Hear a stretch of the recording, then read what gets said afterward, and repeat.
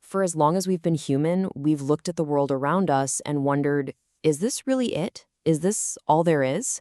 It's a question that just echoes through our entire history.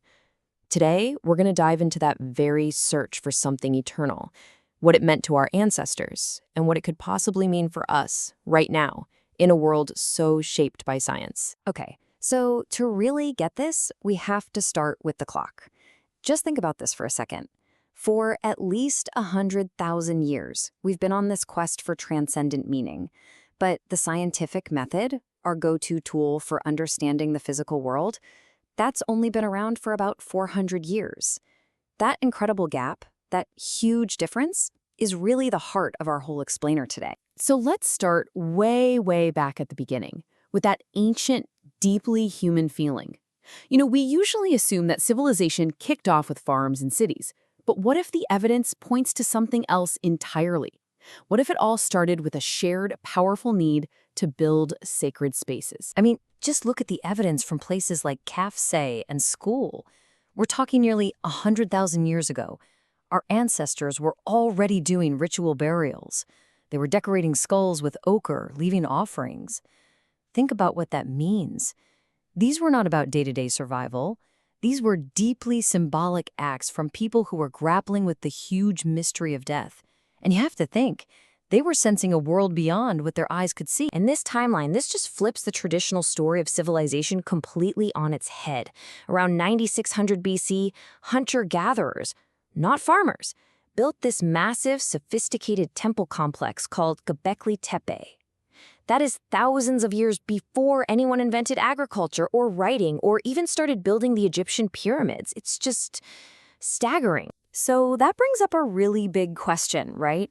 Why would people who are basically just trying to survive day to day come together for a project this huge? Well, the source material gives us a pretty powerful answer. The search for meaning wasn't some kind of luxury that came after civilization was established. It was the engine. That drive to connect with something sacred, something divine, that's what first got us to work together on a massive scale. The historian of religion, Mircea Eliade, put it perfectly.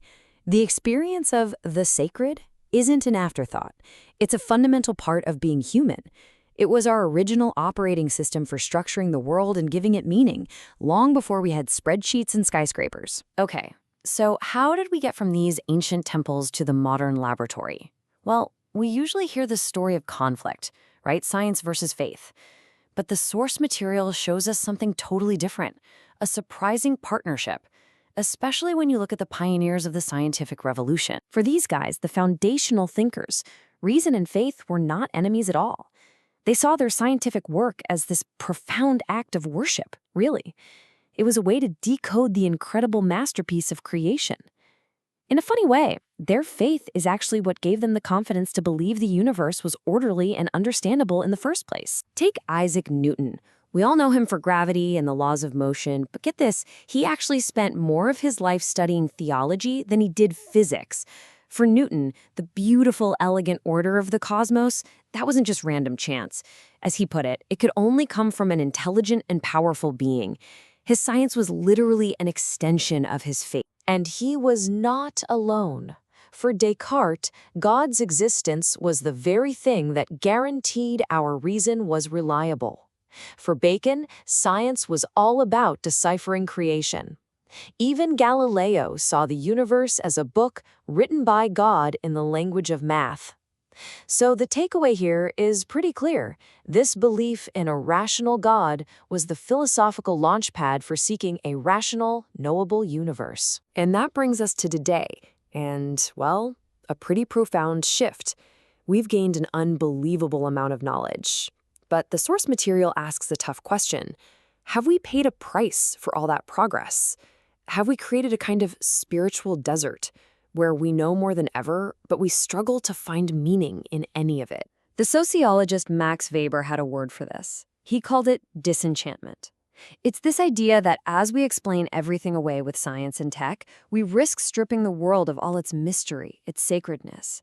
The world just becomes a collection of things to be managed and controlled, and that can leave a really deep human void inside of us. The philosopher Soren Kierkegaard just nails the personal cost of this. He wrote that the biggest danger, losing one's own self, can just pass by as if it were nothing. Think about it. You lose your job, you lose your house. Everybody notices, but you can lose your entire sense of purpose in the cosmos, and it's a totally silent crisis. That's the quiet despair the source identifies in our modern world. Okay, now I want to be really clear here. The source material makes a very bold and, frankly, pretty controversial argument in this next part. So to be completely neutral, I'm just going to report on its claims. The source directly links a purely secular worldview to some major crises. It points to things like the UN's Big Geo-6 report, arguing that when science doesn't have an ethic of respect for creation, it can become destructive. It also brings up historical tragedies like fascism, suggesting that pure reason without a moral compass can be really dangerous. The source basically concludes with this really provocative thought that while religion has been around for 100,000 years, it's the last 400 years of so-called secular progress that have put our very survival at risk. So, where does that leave us? Well, the final section isn't about rejecting science at all, far from it.